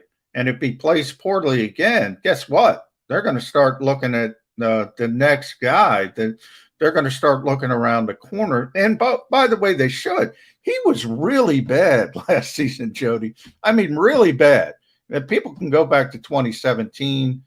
Look, that was pre-injuries. There are significant injuries: the torn ACL, the torn LCL, the stress back injury, the fact that he had the concussion. You have to worry about all these things. There's no guarantee he's going to go back to what he was. What he needs to get back to is to be a top 15 level quarterback. Can he do that? I think he has the skill set to do it. I think he's in a better position to do it, not only because it's a new start for him. I think the Midwest is a better fit for him. All those things. Is he going to be better than Phillip Rivers at whatever he was, 39 years old? I don't think so. I don't think he's going to be better than Phillip Rivers was last year. And if that's the case, then I don't know if the Colts are a playoff team if he can't be better than what Phillips Rivers was. Here's a question I know I haven't asked you yet, and it's a difficult question because you don't cover the Indianapolis Colts. You cover the Philadelphia Eagles, but you got an eye on the whole league. How much is Frank Reich going to miss Nick Sirianni? Nick has told us a lot about the relationship between the two and how much he thinks Frank taught him and what leeway Frank gave him to be a play caller and contribute to the play calling week in and week out, and the fact that he was strictly an offensive guy and is loving being the head coach because now he gets to dip his toe in on the defensive pool. But how much is Sirianni's leaving Indianapolis to come here to Philadelphia going to affect Frank Reich and his Colts? I think it's going to affect him. I mean, Jody, anytime you lose a good coach, it affects you. You saw it, Andy Reid. Andy Reid's first half here was, my God, it was a list of heavyweights. And then you start to lose them to other jobs as you have some success. We know, what did losing Frank Reich mean to Adrian Peterson? Well, people will tell you everything. So the minute you lose good coaches, you're probably not going to replace them with better coaches. The odds are they're there for a reason. So that said, it is Frank Reich's offense. So in theory, he should be able to keep it going in a positive direction. But I always think, and that's the problem, I mean, we see it happen all over with coaches with significant trees. They start losing good assistants, and it becomes difficult to replace him. It's just the way of the NFL. We'll see if Frank Reich can do that with Nick Sirianni coming up in the next couple of years while Sirianni gets to make his way here in Philadelphia. But now I'm all bummed out because John has informed me that there really isn't collaboration going on, that Howie Roseman is going to do whatever he wants and or whatever Jeffrey Lurie tells him, who is going to be told by Alec Holloway who to take during the draft. I was beginning to kid myself that the coaching staff and the scouting staff was working as one, as per their press gathering the other day. Apparently, John has just put me back in my place and said, there's too much collaboration, you could argue. Too much. Altruistic collaboration creates other issues. We'll see if that's the case. All right, coming up in the next couple of minutes, we'll get one of the best reporters. John said the best reporter who covers the Eagles on a day-in, day-out basis. I up until today, or maybe I should say up until last week, I would have always said John McMullen. Now I don't know so much because he's so beholden to the Eagles, taking a big guy with the first pick in the draft. But Jeff McMullen will be aboard with us. He'll be joining us, talk about the upcoming draft here on Birds 365. If you missed any of today's show on the JAKIB Media channel, listen to the podcast on your way home. Available on YouTube, Apple, and Spotify. The middle. Did you hear that sound of that iron shot? You want to talk about a solid golf shot. That's what it sounds like. There are very few sounds of purity. That's as pure as it gets. I've never heard it before. Yeah. Look, you and me both, brother. Never heard it before. Never. You and me both at that point. Jeez. The Middle with Eitan Shander, Barrett Brooks, and Harry Mays. Weekdays from 11 a.m. to 1 p.m. Eastern.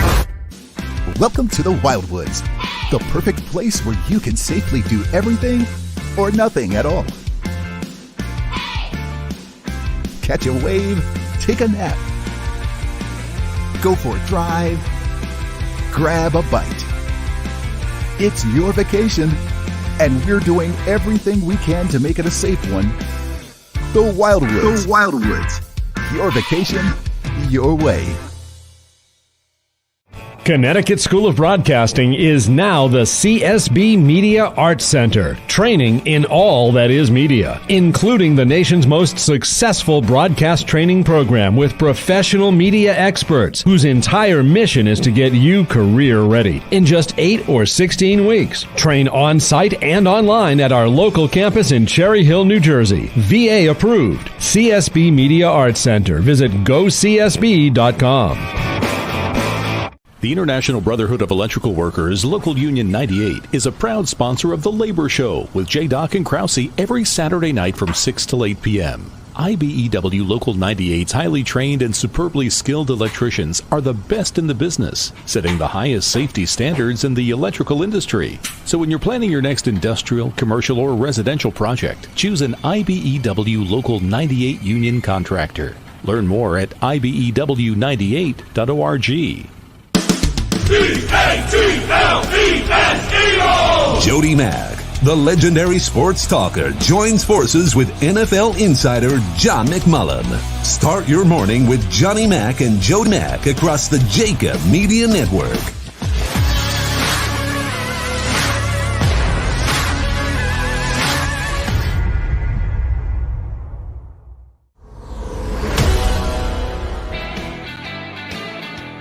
It is the Mac and Mac guys here on Birds 365.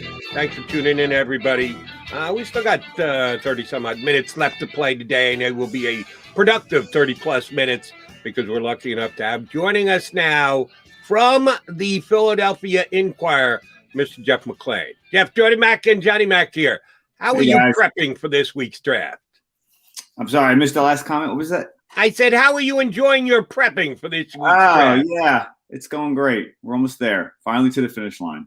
Almost there, Jeff. Over-analysis. Too much by this. Paralysis by over-analysis. But thrilled to have you. Everybody should check out Jeff's work at Inquirer.com. You've done really good stuff on Howie Roseman, day 3 picks when you're comparing successes like Josh Sweat to unsuccessful picks like Sharif Miller. But I do want to start with the disconnect in the front office because you've been at the forefront of the reporting there.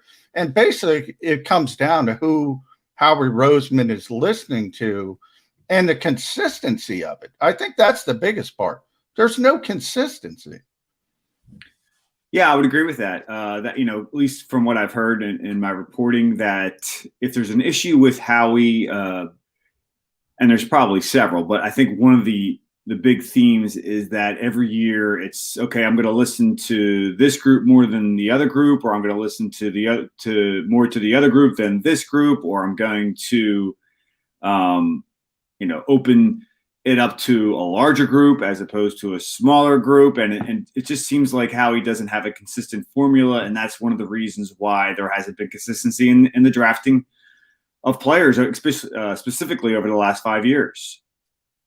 Does Howie Roseman use all the tools that he has in his toolbox basically on a day-in, day-out basis? Scouts, analytics, all the people on the staffs and the like. It has all come into question that it doesn't seem to fit or doesn't seem to balance. Howie's the guy who's got to drive that train. He is the vice president, general manager. I know Jeff Lurie is the owner, but Howie's supposed to be the one who's dealing hands-on with all these people.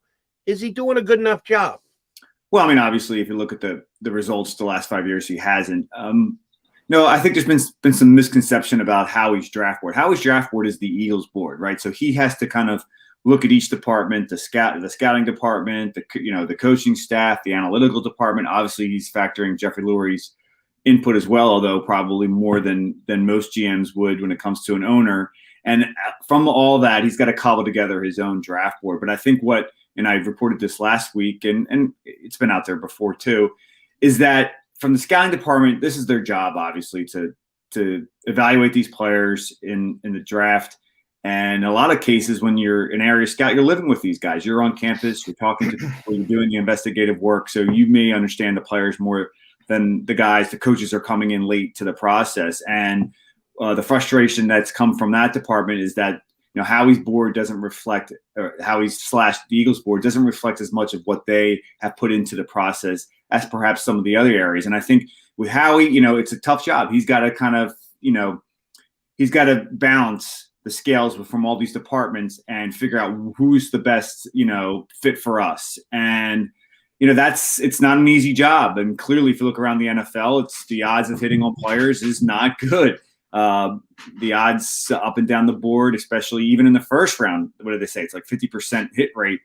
Those aren't good odds. And Howie hasn't done, and look, I'm not trying to make excuses here for him, but he hasn't done a good enough job of listening to, I guess, maybe the right people, or in his mind, figuring out the best thing. And a lot of times it's just, even on game day, when it comes down to it and they're on the clock, and, typically the draft board is set up and you just kind of pick off players, but it's not that simple. Maybe there's two guys at different positions that you're like, oh, okay, this guy or the other guy. And in some cases, I think there's been some sort of, on Howie's part, there's been late in the game kind of changes, and I think that's kind of frustrated people in the front office, and obviously in the personnel department, in some cases the coaching department, and that is also reflected in how Jeffrey Lurie's kind of had an increasing role in the draft as well. Yeah, Jeff, I mean, the second round last year, I think, is a perfect example of that. You reported that really first and second round, the scouting staff recommended Justin Jefferson. The Eagles drafted Jalen Reagor. Second round, they recommended Jeremy Chin. They drafted Jalen Hurts. Andrew Brandt was on with us last Friday. He mentioned what you just said about those area scouts going out, building the board. And sort of when you go against the grain, when you surprise them, you can take the air out of the building. Is that the sense you've gotten with the scouting department not feeling as valued as maybe they should be? Yeah, and that's frustrating for them. And then you have Andy Weidel, who is in charge of that group, and he's kind of got to put out a lot of fires or keep the enthusiasm up from those guys when they're putting in all the work. Now, look, I'm not saying the scouts are perfect. They make as many mistakes as the coaches. They make as many mistakes as Howie. But I think for them, they don't really understand the process to an extent because the communication isn't great. And there's been, Howie is understandably to some extent secretive about what is happening. But, as I reported in a story, I wrote a pretty lengthy story about Howie in March. It's that a lot of how he handles people is kind of one-on-one, which works in certain cases, but in other cases it doesn't. So everything is kind of clandestine, and you don't. And a lot of the scouts or the coaches don't know what the other department thinks about a player because Howie's the one who's kind of delivering the message, and stuff isn't handled as much in a group setting, and so therefore.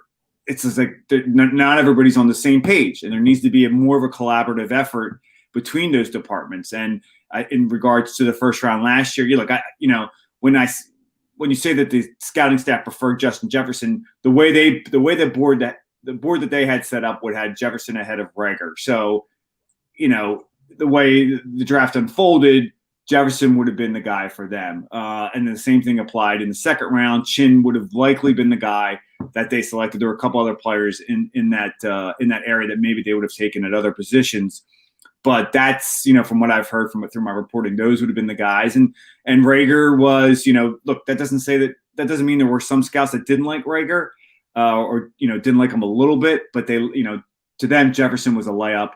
And the Chin one, well, we all know what happened there with Jalen Hurts getting selected ahead of him. That was obviously a gamble from Howie Roseman, with Jeffrey Lurie certainly on the sidelines cheering him on. All right, Jeff, there is one significant change for the Eagles between the last draft and this draft. and it's the coaching staff. Doug Peterson let go, all of his coaches gone. It would only make football sense that the coaching staff this year should be less influential than last year's coaching staff, because last year's coaching staff, for a large part, was a Super Bowl winning coaching staff. All right, they had gone backwards the next 2 years, but it was not far off that they were a Super Bowl winning coaching staff. This year's staff is a wet behind the ears staff, with Nick Sirianni having never been a head coach before, and everyone else new to the Philadelphia Eagles and the area and the organization. Yet it seems, by the one thing we can judge, putting of the staff together, Nick Sirianni's got more gravitas than Doug Peterson ever had, that he was allowed to be a guy to, if not directly tab his assistant coaches, have major influence on that. According to the press gathering they had last week, the collaborative effort of this coaching staff and the scouting staff is good as it's ever been. That they were throwing bouquets back and forth pretty good between those two entities. Do you believe any of it?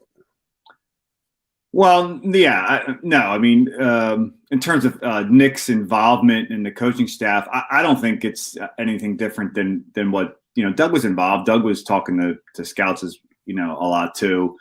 Certainly as it relates to the quarterback, and Carson Wentz was his first pick. I mean, Doug was heavily involved in the drafting of him. So I don't think that Nick's the coaching staff is any more involved. They have to understand what they want in terms of their scheme, what kind of players they want in terms of their skill set, what fits into their system. So certainly the coaching staff is going to be involved in that way, and they'll look at certain players and they'll give the recommendations. But I do agree with the notion that maybe this allows, because this is a process that begun as early as last May, that maybe you'll lean a little more on the scouts, and that will help you. And to the Eagles' credit, if you look at the last two coaching changes and the drafts that followed those coaching changes, 2013 with Chip Kelly, that was a very successful draft for them. Lane Johnson at number 4, Zach Ertz in the second round. Benny Logan gave him solid years. Pretty solid third round pick. Mac Barkley wasn't a backup quarterback. He's still playing in the NFL. And then 2016, Carson Wentz, obviously that hasn't really panned out as well, but they did win a Super Bowl with him.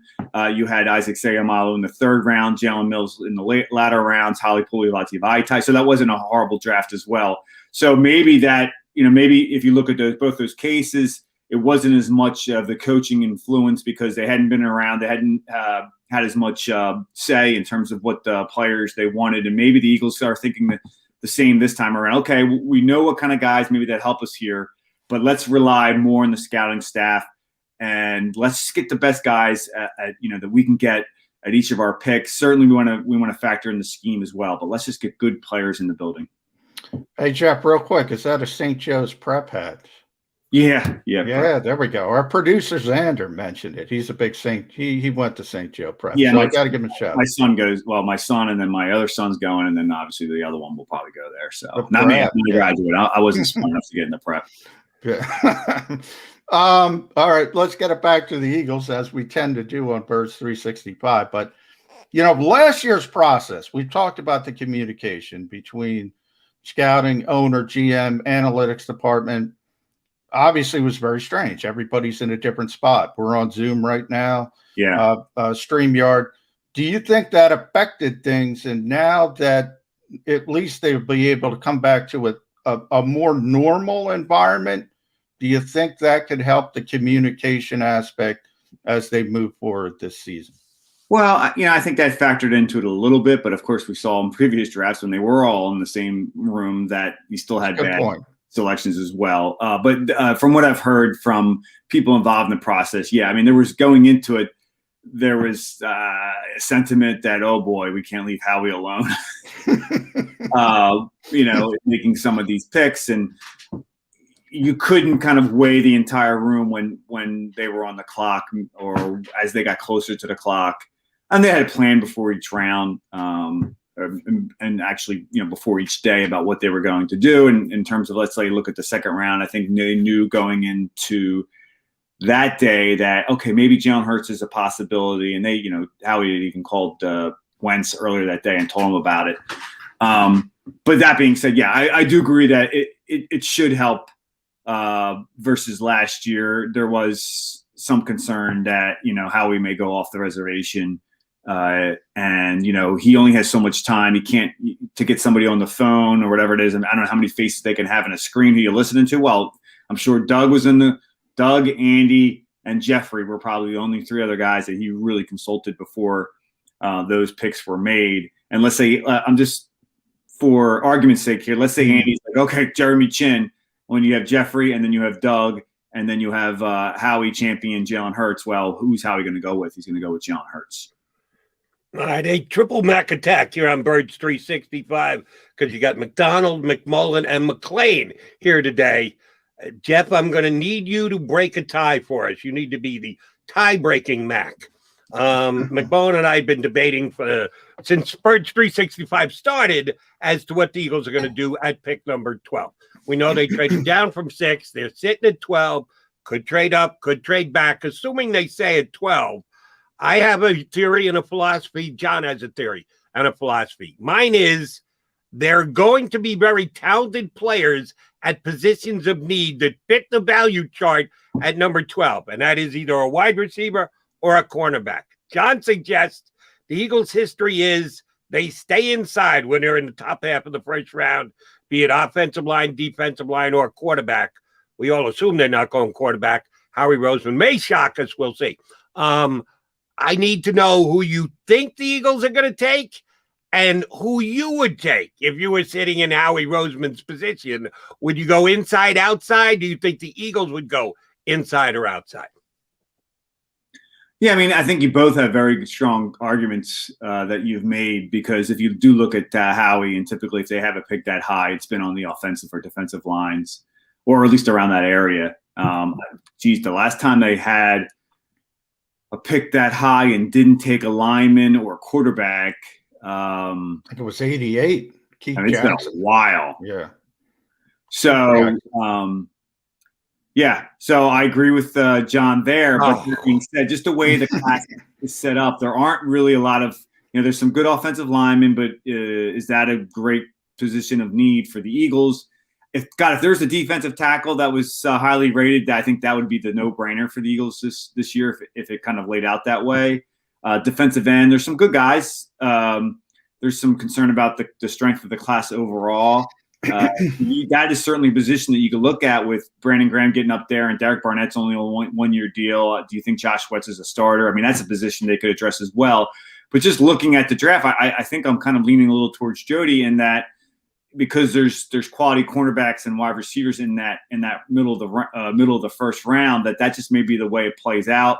I don't know if it's going to, it depends how many quarterbacks are going to go. The key is whether it's, Mac Jones or Justin Fields, whether there are 5 quarterbacks that go before the Eagles. If that happens, they should have one of the 3 guys, I think maybe Surtain, Jalen Waddle, or Devonta Smith. One of those 3 guys, if they were to fall to them, I would think they would have any hesitancy picking them. That being said, I mean, I do agree with John in that you got to consider the way Howie's drafted in the past. If those are the guys and they don't feel strongly about drafting them at that spot, do they trade back and accumulate more picks? I mean, they already have 11. Do they need any more? I don't know. But I'm leaning towards one of those 3 guys being. No. Hold on. We praised you before you came on. I said one of the things that's great about Jeff McLean is he gives you both sides of the story. When the Eagles are good, he knows how to paint the great-looking picture. When the Eagles are screwing things up, he's not afraid to call guys on the carpet. You agreed with both of us. Make a call. Is it going to be inside or outside? Yeah. Which way are they going? I'm not I'm a reporter, trained to be a reporter. You're not going to get many strong opinions from me, at least on the record you're not. Yeah, Jeff, Jody tends to, frame things the way he wants to frame things. So I always go back to Andy Reid and what he said this first interview, which was that famous quote, now give me the quarterback, 2 pass rushers, 2 tackles, and 2 cornerbacks. He did say, and 2 cornerbacks. Yeah. So, and then I'll figure out the rest. So I did leave open the door for the cornerbacks, Surtain and J.C. Horn, but I want to give you 3 players because I think this is a possibility. And this is one that would throw a curveball. If you do have J.C. Horn there at 12, if you do have Jalen Waddle there at 12, which I don't think he's going to be there, but the third one, if you have Rashawn Slater there and he falls, what way do you think the Eagles would go? Because then I would say they would default to Rashawn Slater. Yeah, well, let's look at their situation. I mean, Lane Johnson is coming off the, nagging ankle injury that he's had now multiple surgeries for. He's over 30. I mean, I think Lane's got another 5 years left in him. So I don't think that's a huge concern for them. And you have two guys battling out a left tackle with Jordan Mailata and Andre Dillard, but can you say that you're confident about either of those guys going into the season as being your starting left tackle for whatever amount of time?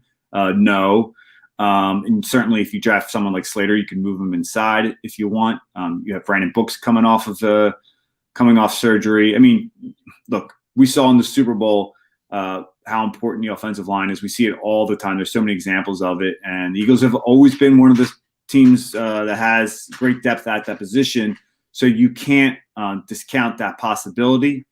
I don't know. I mean, J.C. Horn has some concerns about, if you look at the film with him, did he coast?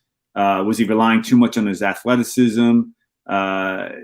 He's one of these projection guys. I don't know if he's a slam dunk like I think Patrick Surtain is viewed as being. Of those three, I think Waddle would be the guy. Certainly with wide receiver, you wonder after drafting Jalen Reagor, do you want to expend another first-round pick on the position? If you look at historically the position, if you draft the receivers that high, does that correlate to a Super Bowl, or does that position have that great of an impact on winning teams? Probably not. You can get receivers other ways. So I don't know. It's a tough call. There isn't an obvious pick for the Eagles. Drafting back certainly opened it up for a lot more guys to consider. I know that's why a lot of Eagles fans didn't like the move. I completely understood it when you were getting a first rounder next year. Yeah, because it looks like there's a chance that Jamar Chase may be there at number 6, and the Dolphins take him, and this guy turns into a Hall of Famer. You're never going to hear the end of it, but I don't know. You never hear the end of DK Metcalf, and I don't think he was on the Eagles board because he was medically red flagged. Yeah, I reported that last January that they were one of many teams that dropped. Yeah. They dropped him down to like 3rd or 4th round area because of the neck concern. They weren't the only team that had him dropped because of medical concerns. Certainly, you could fault them because of that. The bigger issue there was taking JJ. Jeff, one follow up. Sorry, Jody. Because one guy that intrigues me is Jalen Phillips, and that's why I brought up the medical red flag. Yeah. And this team has had so many issues with the medical part of it and changing the medical team. Could they even have the political capital to put a guy? Because to me, that's a top 10 talent. If you didn't have the concussion issues, if you didn't have the sort of short-term retirement, and that's edge rusher. That's a position of need at a position they value. But do they even have the political capital to consider somebody like a Jalen Phillips? Yeah, you'd hope at number 12 you're not taking a guy that you're concerned about whether not only medical, and then obviously you mentioned the retirement. Those are some red flags.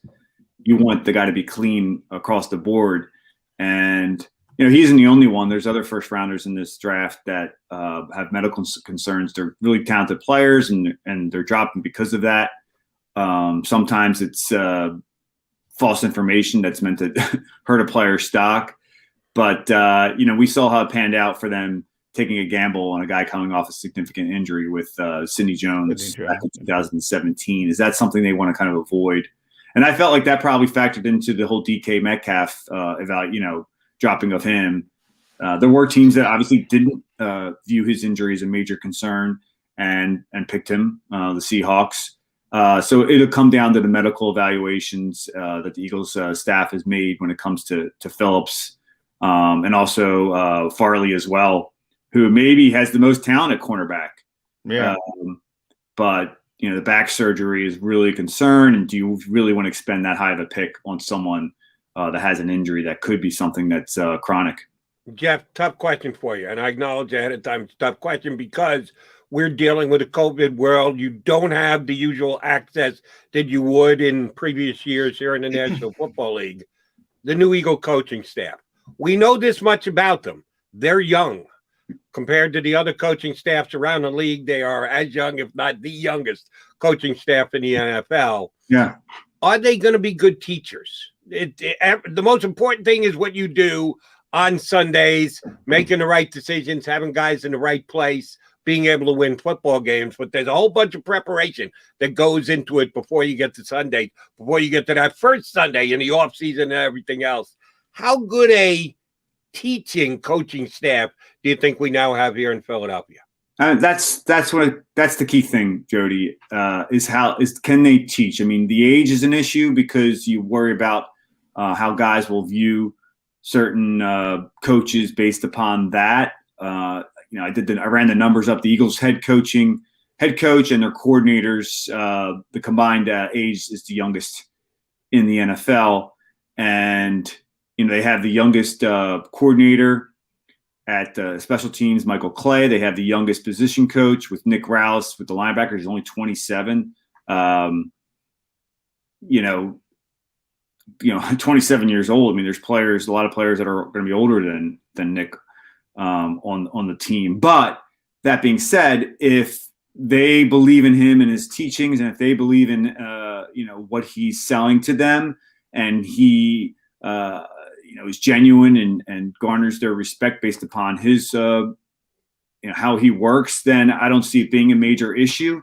That being said, we don't know much about these guys. Only one of the coordinators is actually, and if you include Nick in there, has ever called plays in the NFL, and that Shane Steichen. Steichen, and he really only did it for 1 year, and he's not even doing it in Philadelphia. It's going to be Nick Sirianni who calls the plays. So there's a lot of unknowns with this coaching staff, and I think it's fair to could be concerned about that. I'm willing to give them the benefit of doubt. We've seen this before with Andy Reid, never called plays in the NFL, and then before he became a head coach, Doug Peterson really didn't call plays in Kansas City. They had something about him calling plays occasionally in the second half of games, but Doug ended up being a pretty good play caller as well. Chip Kelly never called plays and never called plays in the NFL. Obviously, called plays at the collegiate level, but. So I'm willing to give Nick Sirianni and the staff the benefit of the doubt, but it's tough to really kind of have any really evaluation based upon a record because there isn't one. Yeah, and Nick, the emotion, the enthusiasm he showed, especially in the pre-draft availability, some people took that poorly. Some people loved it. I thought it was great. I thought he put a breath of fresh air into, Andy and Howie looked like they didn't want to be there, Jeff. I thought he took over the dais, so to speak. I thought it was a positive. I thought he showed a little bit of something instead of just being a third wheel. But that's all we have. That's all we can read into. We don't know a lot about him. I think you're right. You got to give him the benefit of the doubt. But veteran players, do you think that they will take take that same vein and say, let's give this guy a chance, or will they be put off by sort of the high school rah-rah stuff? Yeah. I've talked to players and coaches who've worked with Nick before, and it seems to go over fairly well, but now you're the head coach. It's a little different than being a position coach or a coordinator. I think the worst thing that Nick can do is not be himself. You have to be a genuine person at the NFL level if you're the head coach. You just can't kind of act tough or act this, that, or the other thing. Be yourself. And from what I can gather, what we've seen over these last few press conferences, or what we've seen from him, the interviews he's done with the Eagles website, is that's very much his personality. So I think that's good. I don't know if it's going to sell or not. Certainly there will be some guys that maybe look at him, with an eye up in terms of his personality and maybe some of the high schoolish kind of stuff, the way that's been portrayed. But they brought back Brandon Graham. They brought back Jason Kelsey. These are guys that are going to set the tempo in the locker room as it relates to Nick. And those guys, we've known, I've gotten to know them both very well, decade plus covering them. They're going to give Nick more than the benefit of doubt, and they're going to make sure the rest of the locker room feels that way. Who knows how things play out? But I think initially, yeah, Nick has a lot of leeway with the players, as he should. And I don't know how that's going to go over, but I just think being genuine is the best thing that he can do. All right, J-Mac, and that would be McLean, not McMullen. Final question, maybe the most important question of the day. Haberdashery. Of the 4 key individuals on draft night, that would be the head coach, the owner, the general manager, and the head of player personnel, Weidel, Sirianni, Laurie, and Roseman. How many of them will be wearing Eagles garb? Will they go logoed out, Eagles stuff, or will they make a conscious fashion decision on their own on draft tonight to wear something different? Out of the 4, how many have an Eagles outfit on? All 4 will have jackets or ties on, and maybe a green tie here and there. they dress up for the draft, so yeah, I don't think there's much Eagles garb there. Okay. Yeah. Mine's more important, Jeff. I want to lock in. Give me number 12 overall, but more importantly, give me number 37 overall. Who are the Eagles taking? Because I think those 2. I will not be able to help you with 37. I mean, just so many different players. I mean, I just feel like I don't even know 12. I'm having a hard time with this draft, and it's funny. I believe I'm not the only one. If you talk to a lot of other analysts and reporters, and I've talked to other NFL people as well, and they're just they obviously come up with their own boards and how it plays out, and they're having a really tough tough getting a handle. Excuse me, I can't even talk. They're having a tough time getting a handle on how this draft's going to play out. I think Patrick Surtain's too good to last till 12. But I do feel like one of the receivers will drop, and reluctantly, I'm going to say it's going to be Devonta Smith. Yeah, McClay loves you. That's what we like to hear. Yeah, one of the things that stuck with me was how Nick talked about, they don't need a certain receiver. He did say that. Yeah, to be a certain type of body build, et cetera. And Devonta Smith's a heck of a player. I mean, obviously you're hearing a lot about the size and how slight he is, and that's a concern. But geez, don't get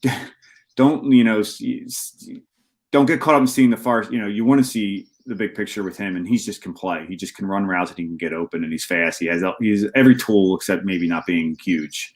Number 37, I don't know. Well, I don't know who you guys got. Well, I haven't taken J.C. Horn at 12, most likely. Then I think they need an X receiver, so I want Terrace Marshall if he's there from LSU, because I think he's that big split end type. I see some redundancy with Jalen Reagor and Devontae Smith and Jalen Waddle. I think they're both kind of Z's, and they'll have tough time getting off press coverage. But maybe I'm overthinking it at this point. No question about that. Jeff, here's where the redundancy stops. Jalen Reagor will not be first-team All-Pro.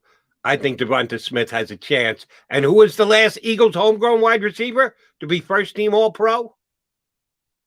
That's a good question. Got to go back. But he's still around, Jeff. There's a hint for you. He's still playing in the NFL? No. He's still around Philadelphia. Still alive. Mike Quick. Sits in the broadcast booth with Mel Reese. That's right. Yeah. That's how good I think Devonta Smith is. He can be the first team All-Pro wide receiver since Mike Quick. Jay McLean, appreciate you hopping on board. Know it's going to be a busy week for you. We'll be reading you all week in the Inquirer. Thanks for coming on Birds 365. All right, guys. Thanks for having me.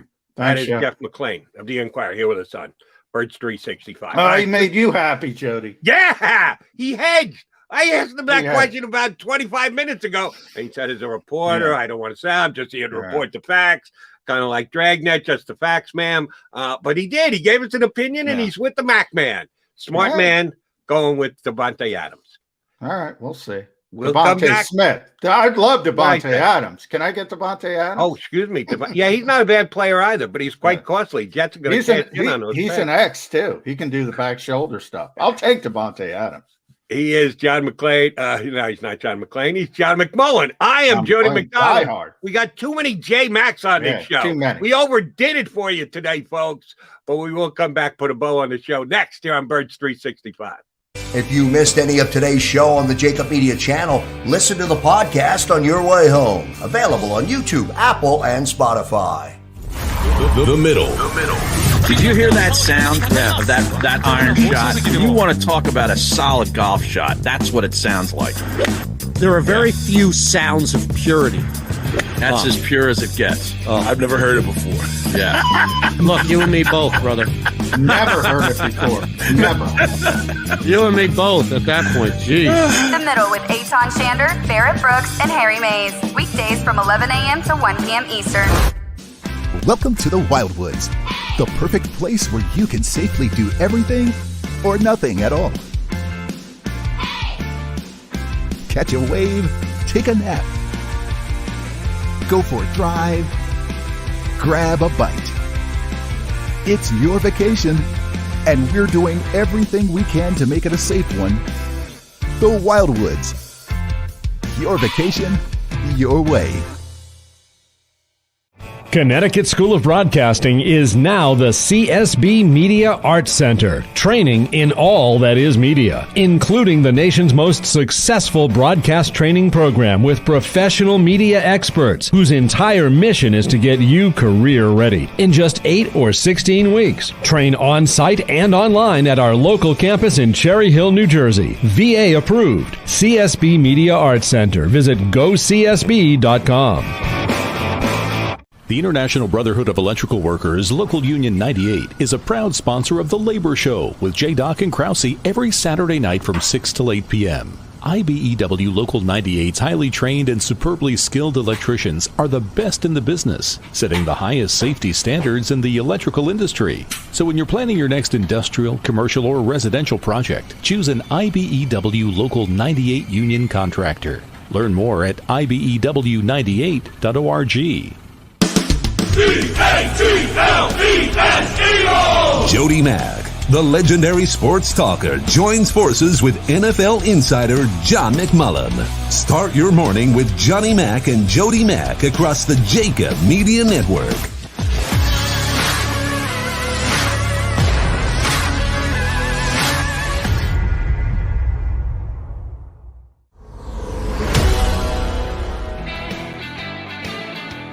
Last couple minutes of this Monday Draft Week edition of Bird 365. Mac and Mac guys, J Mac. We'll be with you all week long. Lots of coverage leading up to Thursday, day one of the draft, including tomorrow here on Birds 365. Rick Saratella of the NFL Draft Bible on. We had him previously leading up to the week of the draft. We'll have him on now just a couple days before the draft. And a very familiar name for NFL fans, Trey Wingo, the former host of ESPN's coverage of the NFL draft. He used to be Mr. Day 2 with Chris Berman doing day 1. When Chris stepped aside, Trey stepped in on day 1 and took over the main coverage, no longer with ESPN. I reached out to Trey over the weekend. He said he would be happy to come on with us on Tuesday, which is tomorrow. And I told him I will promote whatever he wants to. And he said, I may have an announcement for you on Tuesday. There we go. I text him back. I go, if that's the best tease I've ever heard. As he wouldn't tell me what the announcement was, but he said, I may have an announcement for you on Tuesday. So maybe a new project for Trey Wingo, but we'll pick his brain about the draft and being there and being part of it and the like. So we got two good guests coming your way tomorrow. And the breaking news, we'll be back in 22 hours. The big breaking news around the Eagles and the draft during the next 22 hours will be what, John Mac? The breaking news is that Jody is on cloud 9 because Jeff McClain said Devontae Smith is coming to Philadelphia. I think I said Jeff is the best day-to-day reporter covering the Eagles. I believe that, but I think he's wrong on this one. That's the bad news. It's a bad news for Jody Mack. Yeah, in other words, there really isn't going to be any breaking news. God bless Howie Roseman for making the deal that he did way back when, moving from 6 down to 12 to give us something to talk about. Basically, I got to believe every trade is going to last till Thursday. Nobody's going to do a deal ahead of time because you don't know who's going to be taken off the board. And if you're making that kind of an aggressive move, you're doing so because you're targeting a specific individual. Well, we won't know till the draft gets underway. By the way, I will say one thing, Jody, real quick before we end it. I have been talking to a couple people over the last couple of days who think there aren't going to be many trades anymore in the top 10 because San Francisco gave up so much to get to number 3. Atlanta sitting there at number 4 expects so much. I don't think anybody's going to offer it. So I think ultimately Atlanta stays put, probably takes Kyle Pitts. And that has an effect. And guess what, Jody? When we're talking Devontae Smith, you're going to have number 6 coming up. Justin Fields, I think, is still going to be on the board. Should be very interesting. Let me ask you this. I know we got to go, but I was watching ESPN yesterday morning and SportsCenter. They had a draft feature. Guy came on talking about the value of the draft picks and using the NFL draft chart and Jimmy Johnson's old one and the new ones that have been created over the last couple of years. They talked about how teams are willing to, quote unquote, overpay to move up and take a quarterback. So they tracked every trade up over the last 10, 15 years for a team moving up and then subsequently selecting a quarterback with that pick. And the team that was making the trade down knew that was probably going to be the case. And they said, in every case, the team overpaid. That was as per the charts prior to the deal coming down. Yeah. Do you think the Kansas City Chiefs believe they overpaid to move up to take Patrick Mahomes? No, not at all. And that's the thing. If you hit, it doesn't matter. Nobody will remember. But if you make the mistake, if you're Ryan Pace and Mitchell Trubisky, yeah, then you got a problem. That's going to follow you forever. But yeah, I remember, Jody, there's a lot of revisionist history. People were killing the Chiefs for what they gave up to go up and get Patrick Mahomes. They're not killing them anymore. No. They pretend those criticisms never existed. Right. It's real nice to be able to say on draft night, oh, but look at the value chart. Yeah. They overpaid. Yeah. Okay, but can we wait a year or 2 or 4 or 6 or 8 and see what the player turns out to be before we stamp a trade as an overpayment? No, what the player actually does on the field when he gets on the field is what determines an overpayment. Oh, by the way, it was a steal by the Kansas City Chiefs to be able to get their hands on Patrick Mahomes. Can Howie Roseman pull off a steal on Thursday night and or Friday or Saturday? We'll see. It is draft week. Be tuned right here at Birds 365. We'll be in our usual slot all week leading up to Thursday night and then again on Friday to analyze the draft pick. Two good guests, Rick Serratello, the NFL Draft Bible, and Trey Wingo, former host of the NFL Draft on ESPN. Both will be with us tomorrow. Partner, go get your arm poked. Yeah. I know you're a tough guy, so you'll be here tomorrow. If I got to carry you, I don't know if I'm up to that, but I'll give it a shot if that's the case. You've been carrying from day one, Jody. You can do it again. Well, if John's a little under the weather, be ready for the Devonta Smith talk. It'll be coming your way here on Birds 365 tomorrow. Thanks for tuning in, everybody. We'll be back tomorrow with another edition of Birds 365. If you missed any of today's show on the JAKIB Media channel, listen to the podcast on your way home. Available on YouTube, Apple, and Spotify.